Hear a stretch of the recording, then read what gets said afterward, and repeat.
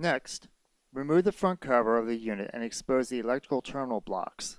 Find the rubber inlet grommets for sealing the entrance of the interconnecting cables between the outdoor and the indoor units. Cut a small slit in the grommet so the wire can pass through to the terminal connection area. Insert the wire through the grommet, then install the grommet in the entrance hole. Next, remove the cable clamp and loosen the terminal connections. Remove any plastic protective covering from the end of the wires.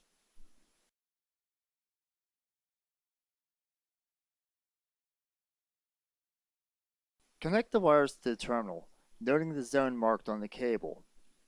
White goes to terminal 1, black to terminal 2, red or orange to terminal 3, and green to ground. Check against the indoor unit to verify that the terminals are connected identically to both units to prevent communication errors and possible damage to the unit. After all the connections are made to the indoor units, remove the half-inch knockout from the unit.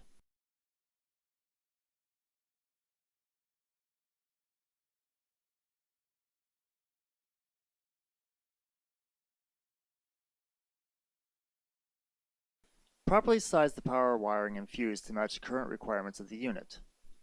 The correct circuit breaker requirements for the unit can be found in the installation manual. We are using AWG number 8 wiring with a 30 amp circuit breaker on this unit. Use watertight conduit for the power cable. This is required by most local electrical safety codes and the NEC codes. Install the watertight fitting in the knockout hole. Connect the power wiring from the safety disconnect to the main power terminal for the unit. Connect black to L1, white or red to L2, and green to ground. When finished, replace the electrical panel door.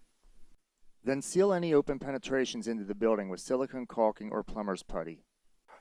Now that all connections are made, we will first conduct a positive pressure leak check by pressurizing each indoor piping circuit with a nitrogen charge of 250 psi.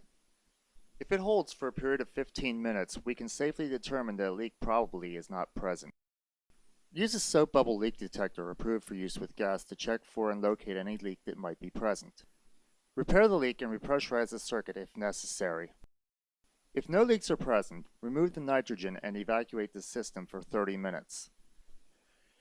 If the system can hold a vacuum of a minimum of 500 microns for at least 15 minutes, it passes the negative pressure leakage test.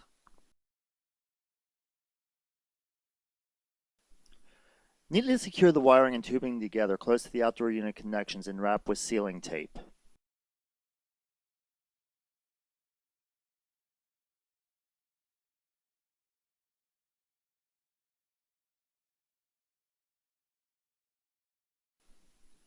Remove the caps that cover the service valves for all zones.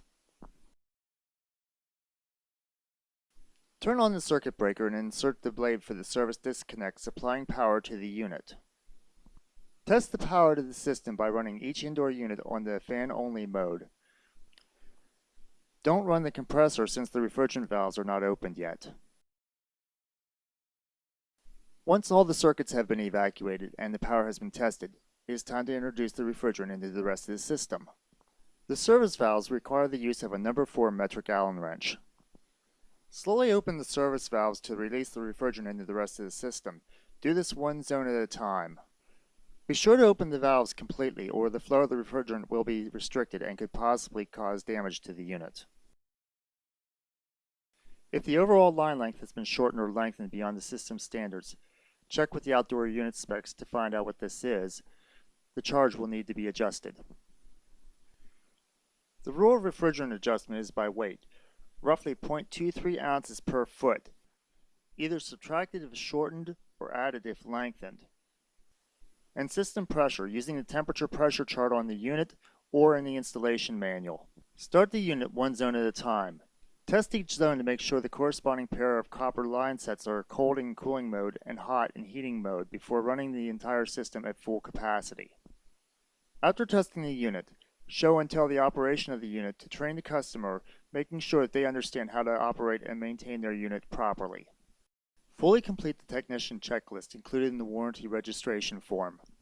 The technician checklist is an extra tool to ensure that all procedures have been completed and alert you to any possible issues before leaving the job site.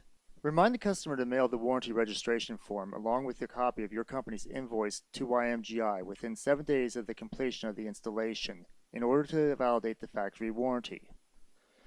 We recommend sending the registration by certified mail. Clean the job site and leave your contact information with the customer. A proper installation contributes greatly to the successful operation and longevity of the unit. By following the steps laid out in this video and reading and following the installation guide provided with all YMGI products, you can ensure your customers many years of reliable performance from their YMGI mini-split system. If you have any questions about the unit during the course of the installation or servicing, feel free to contact our technical support from the job site with the unit model and serial numbers to better assist you in the resolution of any question or issue you may have. Thank you for your professional installation and detailed care to ensure a successful and peaceful operation of the unit over its designated lifetime.